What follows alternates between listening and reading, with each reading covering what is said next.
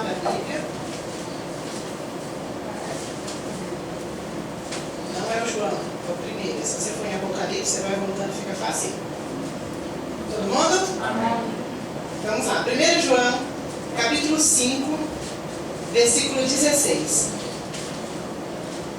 Se alguém vir seu irmão cometer pecado não para a morte, pedirá, e Deus lhe dará vida aos que não pecaram para a morte. Há pecado para a morte. Esse, porém, eu digo, não rogue por ele.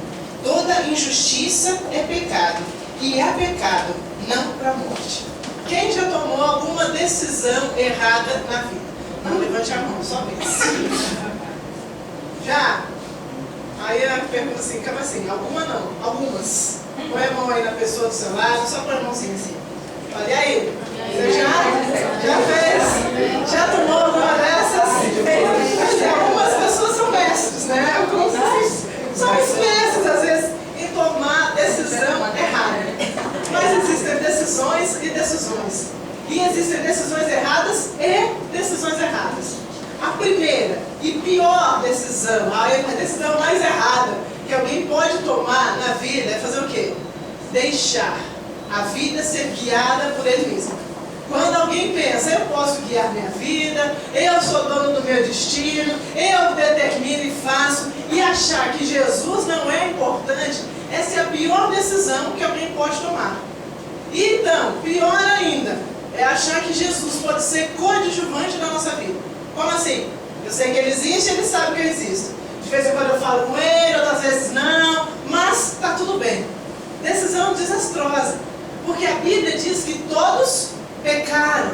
E todos pecaram e estão separados de Deus. Quem são todos? Todos. Todos. Inclusive, você e eu. Inclusive aquele que a gente pensa que é mais bonzinho. Inclusive aquele que a gente pensa que é o legal. Todos pecaram. Todos pecaram e estão separados de Deus. E a Bíblia diz que o preço do pecado é a morte.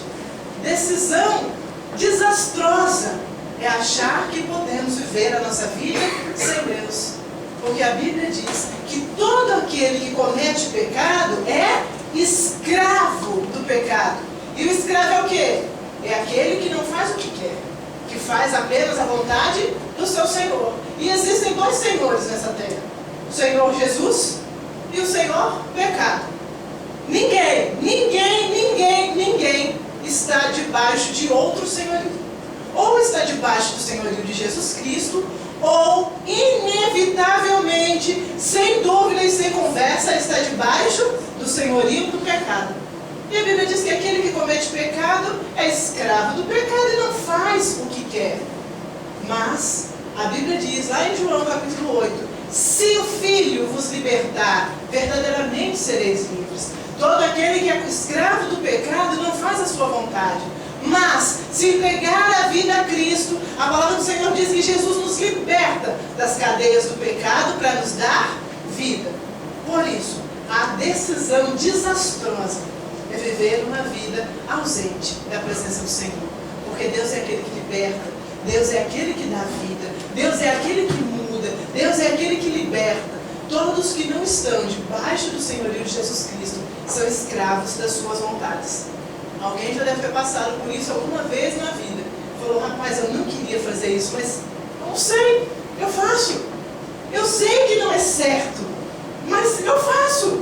Eu não sei, no fundo eu sei que eu não devia estar. No fundo eu sei que eu não devia fazer. No fundo, mas a hora que eu vejo, eu estou lá. E eu não sei mais como sair. Eu não sei mais o que fazer. Por quê? Porque a Bíblia diz que o pecado escraviza e a pessoa não sai daquela situação. Ela não faz o que ela quer. Ainda que ela saiba o que tem que fazer, faz diferente. Em geral, claro que a vida não é uma ciência exata. Tudo há exceções. Claro que sempre há exceções. Mas em geral, as pessoas que são entregues a vícios, se você falar, ela fala, eu sei. Não, eu sei que isso faz mal, mas, calma um pouquinho, vai lá, se droga e volta. Não, eu sei que isso faz mal, isso está acabando com a minha vida, vai lá, se droga. Rapaz, sai dessa vida, abandona o álcool, larga da prostituição. Eu sei, mas não consegue. Mulher, tem mulher que viciado em relacionamento. Eu tenho o coração destruído hoje, amanhã arruma outro. E sempre tem aquela falsa esperança que vai dar certo. Ah, eu sei, está arrebentado hoje, um amor cura com outro amor. E você fala, meu Jesus, será que não entende? Será que não entende que vai cair na mesma? Mas você sabe como é que é, né? Não consegue. Tem mulher que se você falar para ela que vai ficar sozinha, ela chega, faz sinal da cruz, pelo amor de Deus, bate aqui, repreende, vira. Não! Porque é o fim, é o inferno. É mesmo. A escravidão dos sentimentos, a escravidão do coração. O coração é escravo. Agora, Senhor, vamos lá, falamos, né, que decisão errada, e a pior decisão qual é? Que eu acabei de falar?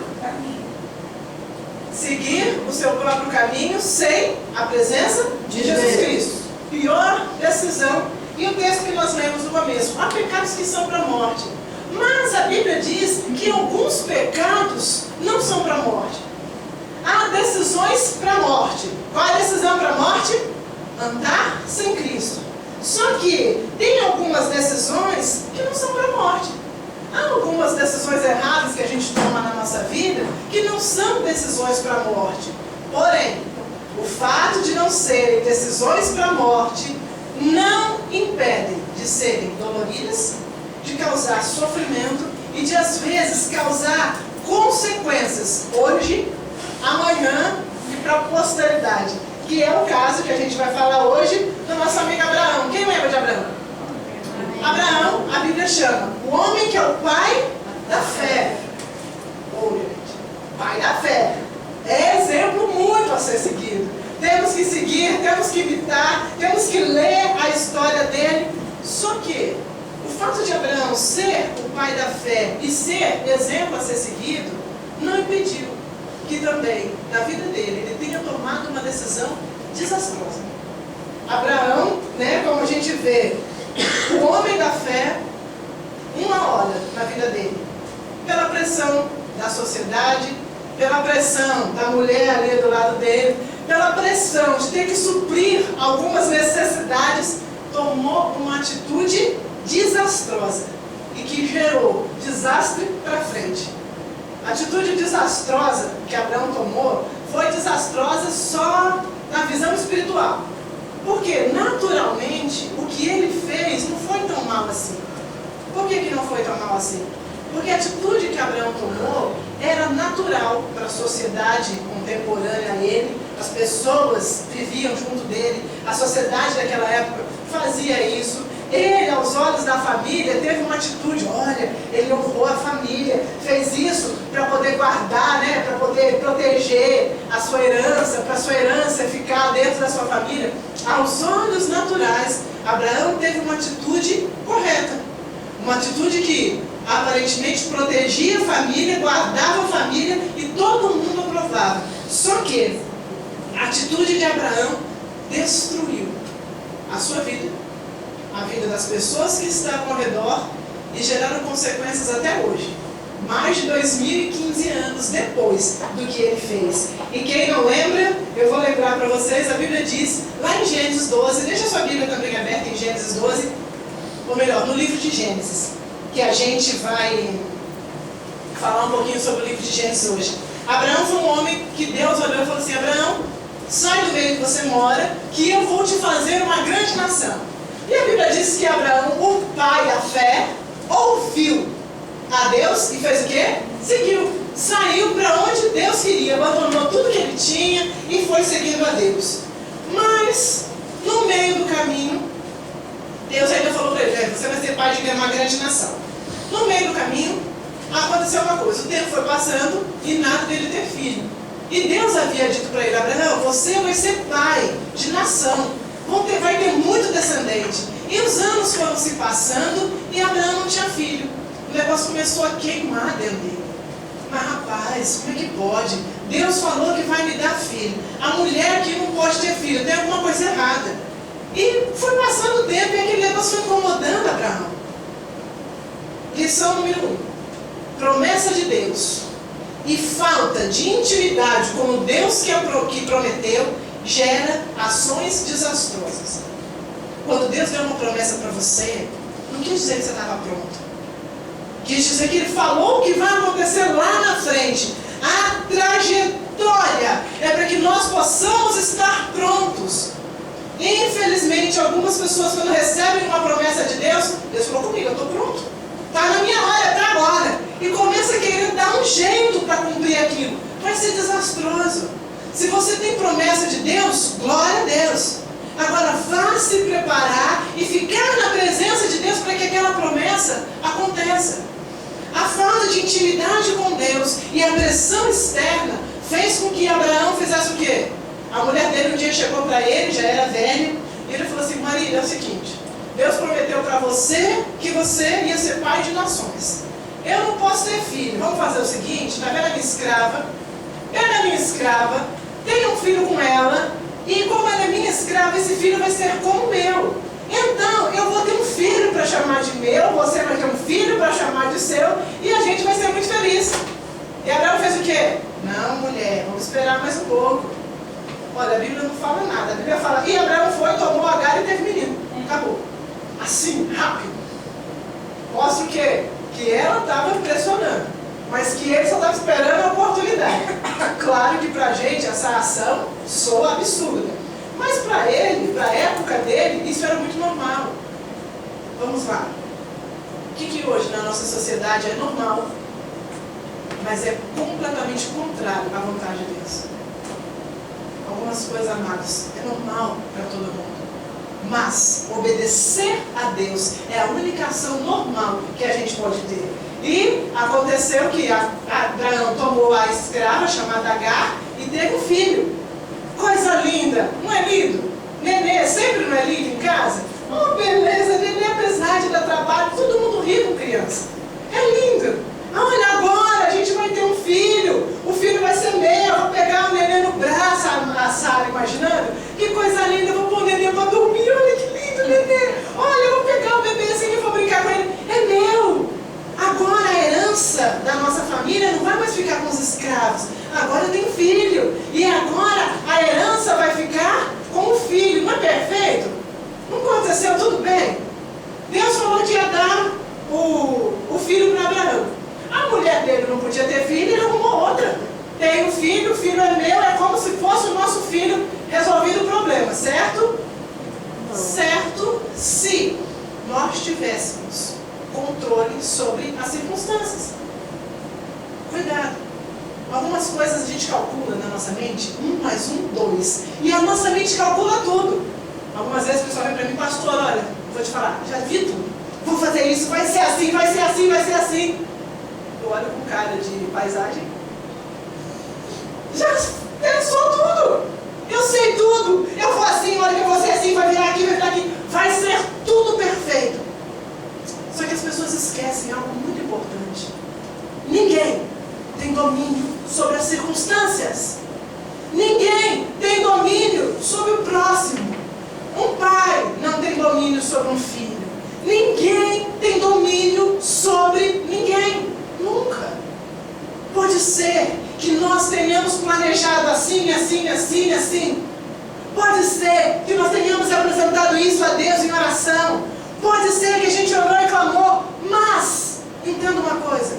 Você não tem domínio sobre nada. A Sara teve uma ótima ideia. Eu vou te dar um filho da minha escrava.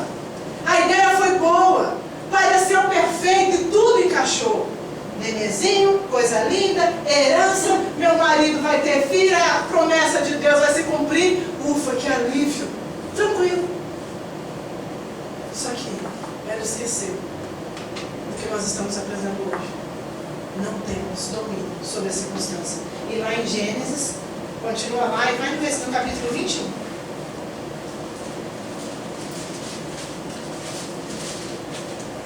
O nenê da escrava nasceu, os brinquedinhos de bebê tudo jogado pro chão, coisa linda.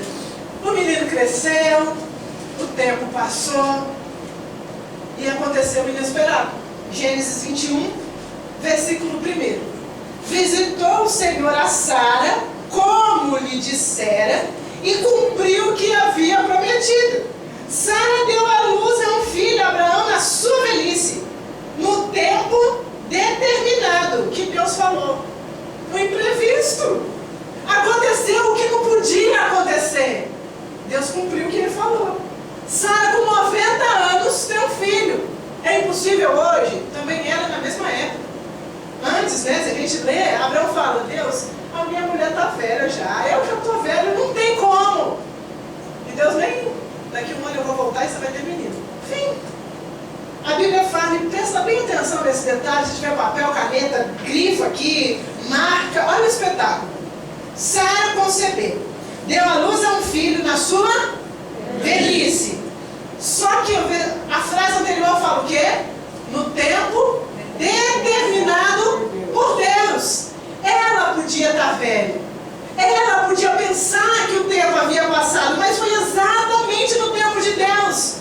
Amados, o que para você pode ter passado do tempo, Deus tem um tempo determinado para todas as coisas. Amém. Abraão e Sara não tiveram um filho na velhice, eles tiveram um filho exatamente na época que Deus quis. A sua vida não está entregue.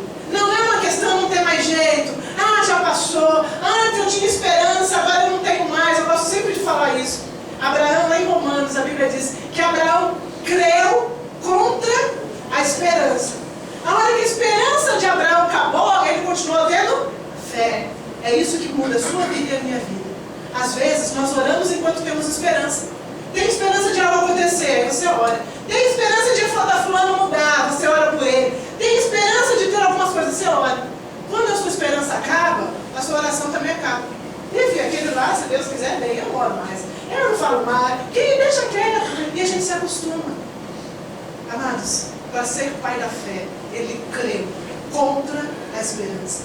Se a sua esperança morrer, não perca a sua fé. Porque é a fé que move. Deus não é baseado na nossa esperança. Abraão aqui não tinha uma esperança. Mas Deus fez no tempo exato. Deus não está tardando na sua vida o que quer que você imagine. Deus não está demorando e Deus não abandonou. Ele simplesmente está esperando o tempo dele, que é o tempo determinado. E agora, irmão, agora a gente tem um problema. Por que a gente tem um problema? Porque o impossível aconteceu. Sara dá à luz aos 90 anos do verdadeiro herdeiro. E agora? Agora a casa virou um inferno. A mulher briga, o filho do menino briga, os dois irmãos brigam, todo mundo briga. Mas era tão bom. A ideia foi tão boa lá atrás. O nenenzinho trouxe tanta alegria. Mas agora, o que era bom deixou de ser bom, virou tragédia. Porque todas as nossas decisões baseadas em nós mesmos e não em Deus, uma hora vai trazer tragédia.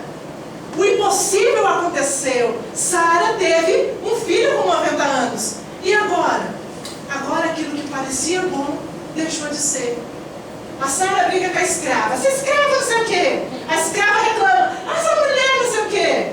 O filho mais velho, que é o Ismael, filho da escrava, começa a zombar do outro.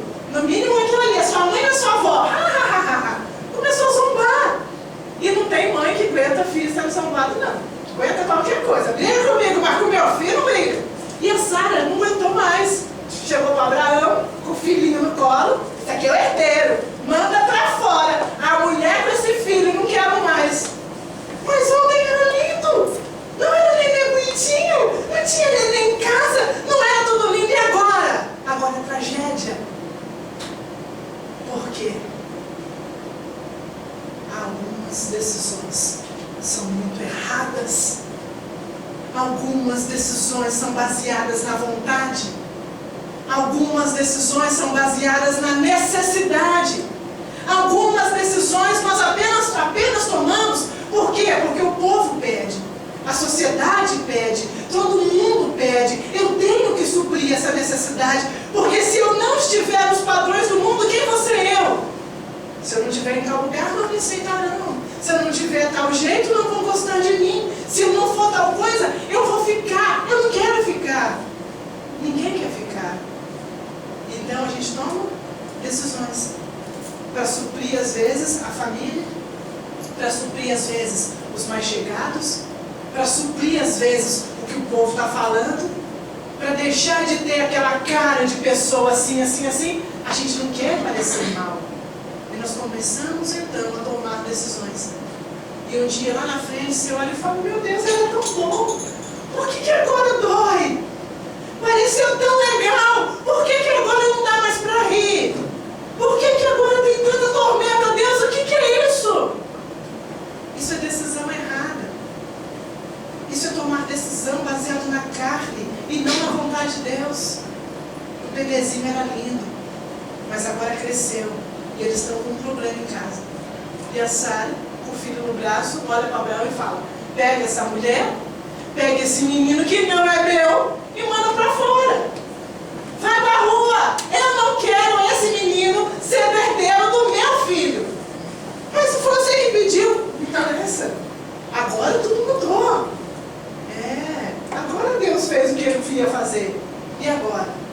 Agora Abraão tem que pegar a escrava, tem que pegar o filho, tem que pôr a mochilinha nas costas e falar, vai embora, você não pode ficar aqui. Preste bem atenção, irmãos. Algumas decisões, alguns pecados não são para a morte, mas eu vou te falar que deve ter doído o coração de Abraão ver o filho ir embora para possivelmente morrer lá na rua. Irmão, isso deve ter doído. Sim, tem pecados que não são para a morte, mas não deixa de ser pecado e não deixa de doer a alma, não deixa de causar um estrago e não deixa de causar consequências para os próximos, para a geração que vai vir e para as outras. Há pecados que não são para a morte, mas não quer dizer que eles não arrebentam com a nossa alma. Ter um filho da escrava não foi pecado para a morte. Não foi um pecado que tirou Abraão do livro da vida. Ele continuou sendo o pai da fé. Mas eu não posso imaginar que ver o filho que você ama tendo que ir embora para morrer no deserto foi bom. Não foi bom. Doeu. Como dói. Por isso, o fato de algumas decisões não serem para a morte não quer dizer que não vão ser desastrosas na nossa vida. A gente é acostumado a ignorar pecados que não são para a morte. Não, é pecado, mas eu não vou para o inferno por causa disso. Tá certo? Mas e a vida? E a dor? Sua e dos que estão ao seu redor. Sara tem um ataque, eu quero um menino. Tem menino. Depois vem outro ataque. Não quero mais, manda embora. E a mulher? E o filho? E o pai? Não quero nem saber. A minha vontade que prevalece. Tem gente envolvida, irmãos. Tem dor. Tem consequência. Até hoje, a consequência dessa brincadeirinha aqui. Algumas decisões não são para a morte, mas elas podem causar desastres na nossa vida. A noite de hoje é para que nós possamos atentar quais são os pecados que eu tenho cometido, não para a morte, mas que podem causar dor lá na frente, ainda que hoje eu tenha dado risada porque o neném nasceu, mas amanhã ter que ver o menino embora e não poder fazer nada é desastroso.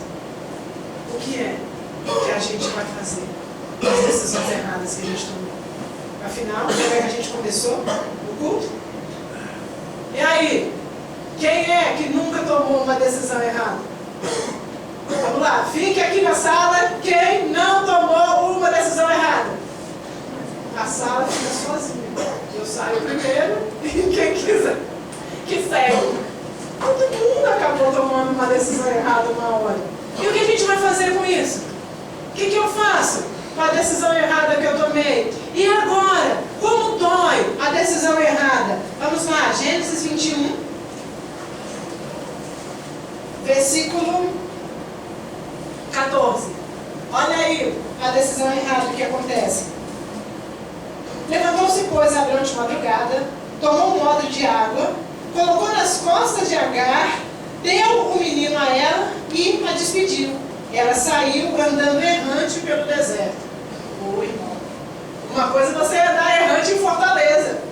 Bate na casa de um, pede para outro, dorme em algum lugar. Mas você já imaginou o que é sair errante no meio do deserto? Não tem casa, não tem sombra. E você só tem um pote de água e um pão. Acabou a água, acabou o pão, faz o quê? Versículo 15.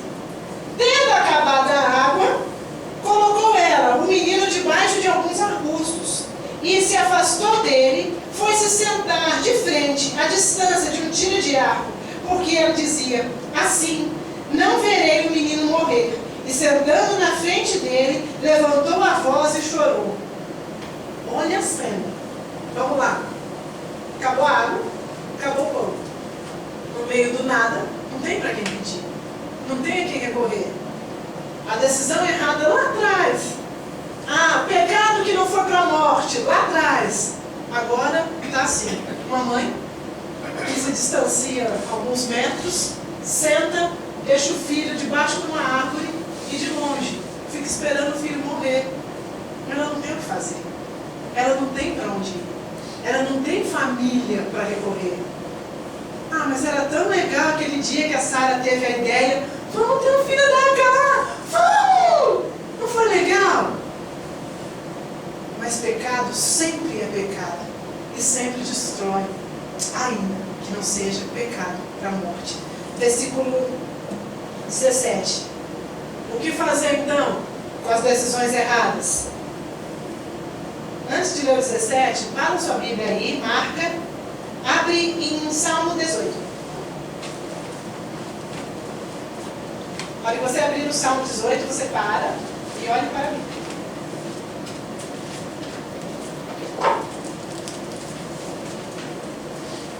Todo mundo? Muito bem, vocês olharam, ótimo. Vamos terminar a mensagem com a pergunta que nós começamos: o que fazer com as decisões erradas que a gente tomou? O que a gente vai fazer? Todo mundo tomou uma decisão errada. Todo mundo cometeu alguns pecados que não foram para a morte. Algumas vezes a nossa vida está como Agar. Algumas situações da nossa vida a gente só está olhando e esperando a destruição. Porque você sabe que não tem mais o que fazer. Você sabe que já orou o que tinha que orar. Você sabe que já pediu aparentemente o que tinha que pedir. Você sabe que há algumas coisas que você não faz mais nada. Você está apenas olhando e esperando bater lá na frente. Mas hoje, a gente ainda está vivo. E hoje, o culto não vai terminar sem Deus falar com você e responder para você a pergunta que a gente fez um para o outro. Quem já tomou decisão errada? E a gente respondeu: eu. Porque tomou mais decisões que outros. E Salmo 18, versículo 6. A Bíblia diz: na minha angústia, invoquei o Senhor. Gritei por socorro ao meu Deus. E Ele, do seu templo, ouviu a minha voz. O meu clamor penetrou nos seus ouvidos. Sabe o que fazer? Ainda que você seja o causador do seu mal, ainda que você esteja colhendo decisões erradas que você tomou, sabe o que fazer? Clama a Deus. Clama a Deus sempre. Clama a Deus porque Ele resolve. Clama a Deus porque Deus é perito em desfazer a bagunça que a gente fez. Deus não nos entrega e não nos condena nos nossos próprios pecados. A Bíblia diz: de sorte que Ele proverá um livramento. Esse é o nosso Deus.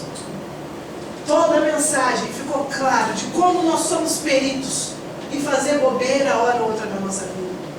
Mas, graças a Deus, não estamos entregues aos nossos conselhos. Não estamos entregues às nossas más decisões. Clame a Deus.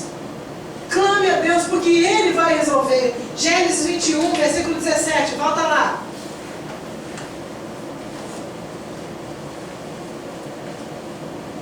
Deus, porém, todo mundo? Amém. Deus, porém, ouviu a voz do menino. E o anjo de Deus chamou do céu a Agar e lhe disse: o que você tem, Agar? Não temas, porque Deus ouviu a voz do menino daí aonde você está. Glória a Deus. O que você tem? Como assim o que eu tenho? O menino vai morrer. Eu não tenho água. Aquele filho, aquela Sara, me mandou embora, mulher ingrata. Você imagina como é que ela estava. Você acha que ela saiu cantando: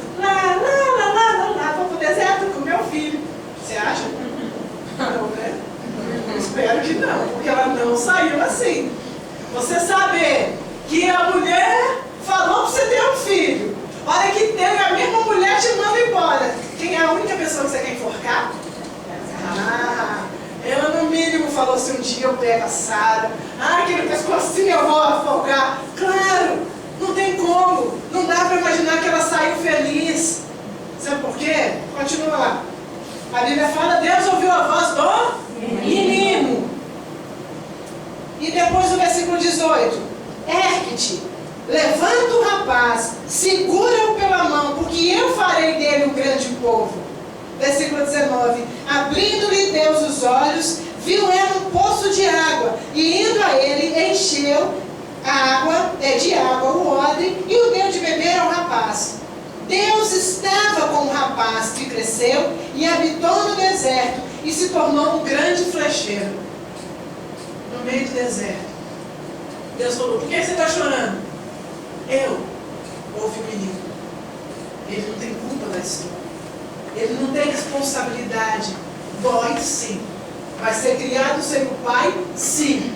Vai ser sempre o filho da escrava. Mas eu vou prover. Porque as decisões erradas de Abraão não vão destruir a vida de Ismael, que não tem nada a ver com a história. Amados, Deus é perito em consertar o erro de todo aquele que clama a Ele. A Bíblia diz que a voz do menino chegou e Deus respondeu a Agar. E sabe um detalhe que eu amo nesse texto? A Bíblia fala o que no versículo 19? Que ela abriu os olhos e viu o que do lado dela? Uma fonte. Só para lembrar, ela estava morrendo do quê? Sede. E não tinha uma fonte ali do lado? Por que ela não pegou a água e deu para o menino? Porque Deus precisou abrir os olhos dela. Sabe por quê? Porque em geral, desespero, dor, angústia e raiva nos cegam ao ponto da gente não ver o livramento de Deus do lado. Você acha que Deus fez nascer a fonte? Não, porque a Bíblia não fala Deus fez nascer a fonte. O que a Bíblia fala? Deus abriu os olhos de Agar. Se a fonte tivesse sido nascida do nada, a Bíblia falava Deus criou uma fonte de água e deu. Mas a Bíblia fala que Ele abriu os olhos de Agar. Algumas vezes, irmãos, a gente está tão atolado em raiva, a gente está tão atolado em angústia, a gente está com tanta raiva de alguém que nós não conseguimos ver que o livramento de Deus está do lado. Quantas pessoas passam a vida se destruindo porque coloca a culpa em alguém que não ajudou, coloca a culpa em Deus que não respondeu a oração, o fulano que devia me ajudar e não ajudou, o outro que podia estar comigo e não está. Algumas pessoas ficam tão cegas que elas não conseguem ver que tudo que elas precisam não são as pessoas que as deixaram, elas precisam de Deus. E eu vou te falar, a raiva, a sensação de injustiça e a revolta nos cegam. E se isso não for mudado, e se Deus não abrir os nossos olhos, a gente vai morrer do lado da fonte de água. Se não houvesse o clamor, se não houvesse o clamor do menino, aquela mãe morria, o filho morria literalmente de raiva, porque a fonte de água estava ali do lado, que ia salvar a vida dela. O que pode estar te cegando hoje, irmão? Qual é a sua raiva? Qual é a sua angústia? Qual é a sua sensação de injustiça? O que faz você tão cego que não consegue ver o quanto Deus tem aberto portas e abençoado você? Às vezes, você está esperando que alguém que devia fazer algo para você e não fez. E você não consegue ver que 300 pessoas ao redor tentaram suprir aquilo que você está esperando da única pessoa. Por isso, você está reclamando ainda. Algumas vezes, o livramento está a um abrir de olhos de distância. E você continua cego, orando e pedindo a Deus: ninguém me ouve, ninguém me ajuda, ninguém me quer. Ai de mim, ai, sou sozinho no mundo, não tenho pai, uma mãe, avó, um tio, ninguém que me ajude. E vai continuar lá. A Bíblia diz que quando nós clamamos a Deus, Ele mostra. A salvação está ao seu lado. Abre os olhos, mulher. Tem água para você. Tem água para o seu filho. Toma força e caminha. Você vai vir a ser uma grande nação. Não há má decisão capaz de nos matar. Deus sempre vai entrar. O Senhor Jesus sempre vai interceder por nós. E Ele sempre vai prover livramento de sorte que a gente possa suportar. Hoje, Abre os teus olhos, porque o livramento está do seu lado. Tem ajuda. Mesmo que alguém fez mal para você e te colocou nessa situação, Deus é aquele que vai te livrar. Mesmo que Agar, mesmo que Ismael, tudo tenha sido reflexo de más decisões, aquele que clama a Deus jamais vai ser envergonhado, jamais vai ser abandonado. Todos aqueles que clamaram a Deus tiveram uma resposta. Então, clame a Deus. Salmo 18: na minha angústia eu clamei ao Senhor e Ele me ouviu. Ele me respondeu. E se nós continuássemos a ler o Salmo, que não vamos estender mais, mas a Bíblia diz que Deus moveu o céu, tremeu a terra, mandou anjo para poder salvar aquele que clamou a Ele. Clama a Deus. Eu sei que você e eu somos frutos de injustiça muitas vezes. Eu sei que muitos não nos deram aquilo que prometeram. Muitas vezes, como a gente diz a expressão, a vida não foi justa. Você olha para algumas pessoas e fala: rapaz, se eu tivesse um terço daquilo. Pois é, mas não tem. Não dá para ser assim. Agora, não vale a pena remoer a sua vida, ter raiva do mundo, porque você não é aquela pessoa ou não tem aquilo que o outro tem. Enquanto você estiver olhando para a vida da outra pessoa, você fica cego e não vê a fonte de água do seu lado, aquilo que vai te dar vida, aquilo que vai revigorar e vai te dar ânimo para caminhar. Clama a Deus, levanta os seus olhos. Não há decisão errada nenhuma que Jesus não possa consertar e possa fazer o melhor. Essa noite é noite de saber. Na minha angústia, eu clamei ao Senhor e Ele me ouviu. Ele abriu os meus olhos e eu vi que eu esperava de um, esperava de outro, mas o meu Deus me ouviu. Ele sempre te ouve. E vamos clamar a Ele. Vamos clamar a Ele. Nós vamos colocar, porque algumas vezes nós somos Agar.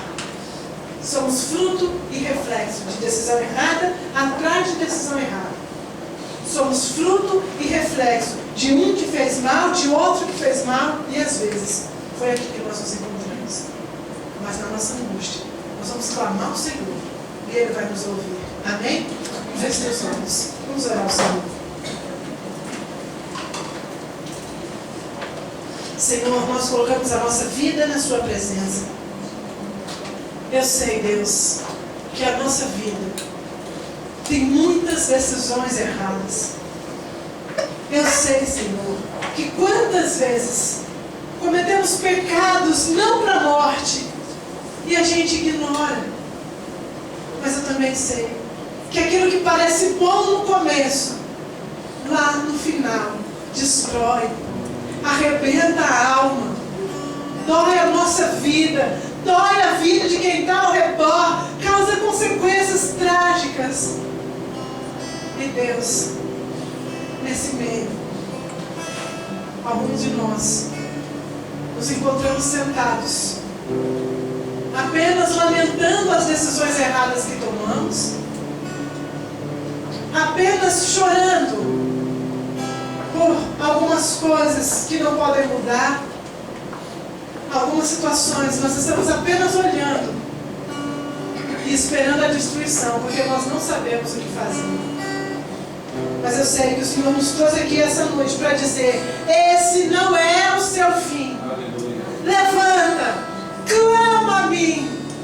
Na minha angústia clamei ao Senhor e Ele me ouviu. Nós vamos clamar hoje. E eu sei que o Senhor vai ouvir da mesma forma que o Senhor ouviu aquela oração. O Senhor ouviu o clamor e o choro do menino.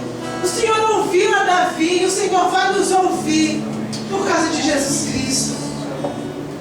Eu sei que foram algumas decisões nossas que nos trouxeram aqui. Mas Deus, se o Senhor não nos livrar, a gente não consegue sair. Por isso hoje, nós te pedimos, perdoa-nos. Perdoa-nos, porque algumas vezes somos escravos do pecado. Algumas vezes nós achamos que vamos conseguir vencer. Mas Deus, se o Senhor não nos libertar, vamos andar de cadeia em cadeia. Senhor, nos perdoe, Porque algumas vezes temos tanta raiva de algumas pessoas que nos colocaram nessa situação. Que é a raiva, que é a ira, que é a revolta e a sensação de injustiça. Nos cegam. E a gente está morrendo do lado da fonte de água. Hoje, nós escolhemos perdoar aqueles que nos ofenderam. E pedimos, abre os nossos olhos, Senhor. Abre os olhos do seu povo para que cada um possa ver. A fonte de água está do lado. O suprimento está do lado. Basta abrir os olhos e ver. O Senhor está provendo na sua vida o livramento que você deseja. Olha o Senhor. Fale com Ele, clame a Ele. Clama a Ele, clama a Ele, só clame. Você não tem que ter as respostas. Você não precisa saber o que fazer. Você só precisa clamar. Clame a Ele. Na minha angústia eu clamei ao Senhor e Ele me ouviu. Me livrou. Porque teve prazer em mim. Clame a Ele. Coloque seu coração.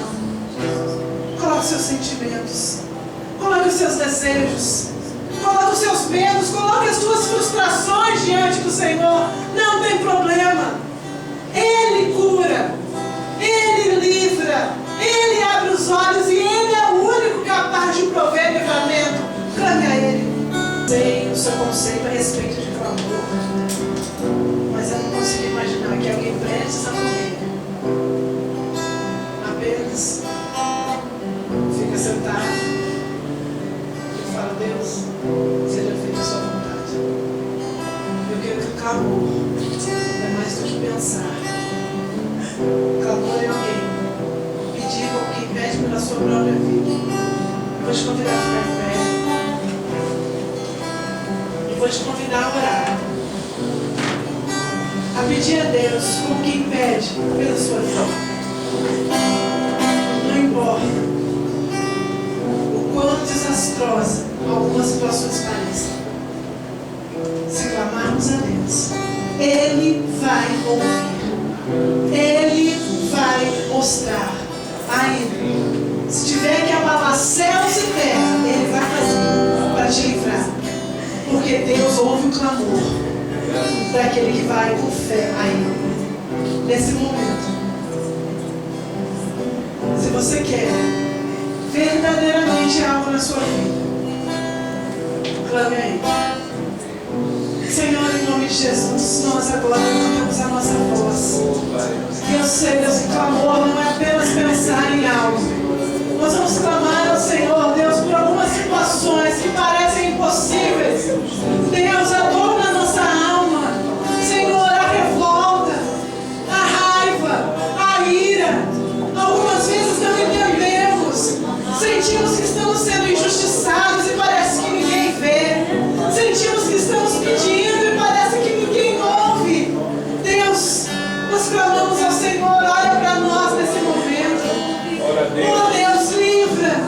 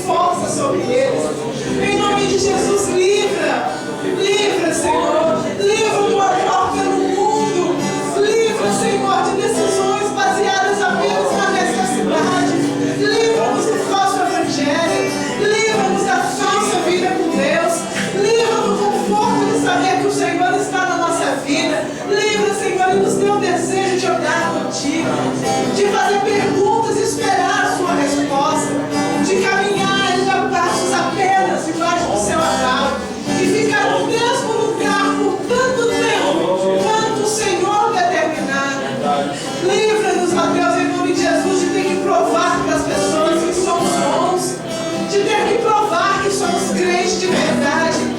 Livra, Senhor, da sensação de ter que suprir a expectativa dos outros. Livra, Senhor. E em nome do Senhor Jesus, ouve o nosso clamor. Livra a nossa alma. Livra dos medos. Livra da insegurança. Livra, Senhor, de amar ao mundo e sair da sua presença. Livra do medo das finanças, Senhor. Livra do medo de ficar sem dinheiro ao ponto de vender a alma para conseguir alguma coisa. Meu Deus, livra. Em nome de Jesus, nos ajude a amar ao Senhor acima de todas as coisas. Nos ajude, Senhor, a ser fiel ao Senhor, independente da circunstância. Não nos deixe cair em tentações. Livra do mal. Eu oro, Senhor, para que o coração seja suprido na sua presença. E que cada um aqui tenha um senso de significado e segurança em Cristo. E não no mundo. Que mesmo que a nossa vida não cumpra nenhum padrão humano, livra-nos da tentação de querer suprir o mundo. E nos dê a tranquilidade de suprir o nosso Criador, que tem todos os nossos dias escritos e que tem uma história perfeita para cada um de nós que confia nele. Livra-nos, Senhor, é o nosso clamor. Livra alguns da morte. Livra alguns de se envolver com o mundo e perder o amor do Senhor. Livra alguns do medo. Livra da insegurança. Livra da apostasia. Livra de amar ao mundo. Livra de amar a nós mesmos. Livra da autopiedade. Livra da autocomiseração. Livra, Senhor. Livra da justiça própria. Nos ajude a confiar em Ti. Livra-nos, ó Deus. Nós clamamos, não nos deixe morrer na dificuldade que enfrentamos hoje. Provê livramento. Provê livramento no coração, Senhor. Se alguns de alguma forma estão sendo incomodados pelas trevas, se o laço tem sido colocado na frente de alguns, o clamor hoje quebra, Senhor, esse laço. Desfaz as cadeias das trevas em nome de Jesus. Eu oro hoje para que o seu coração seja liberto, para que o laço do maligno caia sobre a sua vida em nome de Jesus. Em nome de Jesus, cilada na área financeira. Eu repreendo em nome de Jesus para que você não caia em nenhuma proposta mentirosa, mas que o Senhor guarde a sua vida. Em nome do Senhor Jesus, livra das propostas que são aparentemente boas, mas que vão fugir da sua vontade. Dá discernimento para o seu povo e força para dizer não. Em nome de Jesus, livra o seu povo, livra a comunidade de conexão. Olha para aqueles que de alguma forma não estão aqui hoje. Livra do mundo, livra das cadeias, da saúde para aqueles que precisam de saúde. Livra da tentação do pecado, aqueles que estão sendo tentados. Livra da frieza espiritual, alguns que passaram por frustração. Livra, Senhor, em nome de Jesus. Não deixe que o povo caia. Não deixe que desista. Não deixe o amor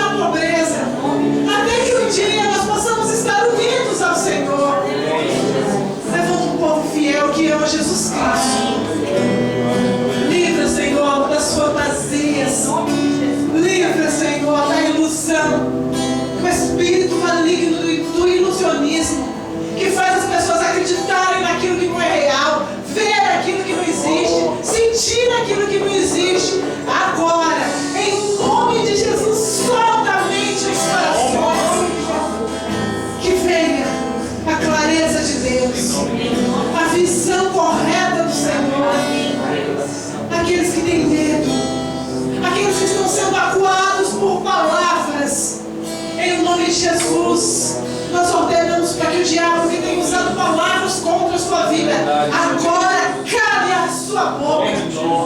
Em o nome de Jesus, toda a palavra que tem sido lançada contra a sua vida, nós agora declaramos a confusão nas palavras. Que a hora que essa pessoa for falar, fale palavras desnexas, para que possa ver, glorificar o nome de Jesus. Que a pressão das palavras fique pesada sobre a sua vida. Solte hoje. Em nome de Jesus, e nós declaramos sobre a sua vida a liberdade de Cristo. Você é livre para adorar a Deus, para andar com Deus. Você tem força porque você já venceu o maligno no poder de Jesus. O Senhor perdoa os seus pecados. O Senhor conserta toda a decisão errada. E Ele levanta, porque você clamou a Ele. Que as trevas sejam repreendidas e a graça de Jesus seja sobre essa igreja. Aleluia.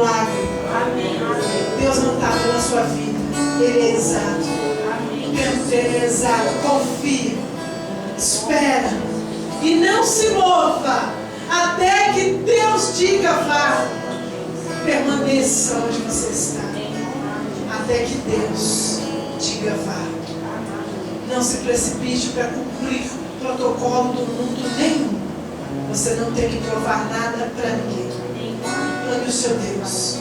Obedeça o Espírito Santo de Deus. Porque no tempo exato o milagre vem dele. E quando isso acontecer, todos vão olhar e vão dizer: olha, é milagre. Foi o Senhor quem fez. E a Bíblia diz que as bênçãos do Senhor enriquecem e não trazem pesar. Quando Deus der para você, não vai ter peso, não vai ter confusão, não vai ter dor, vai ser só alegria, porque Ele deu. Glorificado seja Jesus Cristo. Estejam firmes na fé, irmão, e não no mundo. Sejam fortes para obedecer a Deus. Corajosos, para que se precisar andar só, ande só, mas com Deus. E tudo que vocês fizerem, façam em amor. O Senhor te abençoe e te guarde. O Senhor resplandeça o seu rosto sobre ti. O Senhor tenha misericórdia de ti e te dê paz hoje e todos os dias da sua vida. Que o Senhor venha perdoar cada um dos pecados, inclusive aqueles que não são pecados para a morte. Que o Senhor nos livre do mal e encontre o nosso clamor no meio da dificuldade. Em nome de Jesus, semana de graça e de vitória. Senhor, te livre do homem mau e que você venha frutificar para o seu Criador.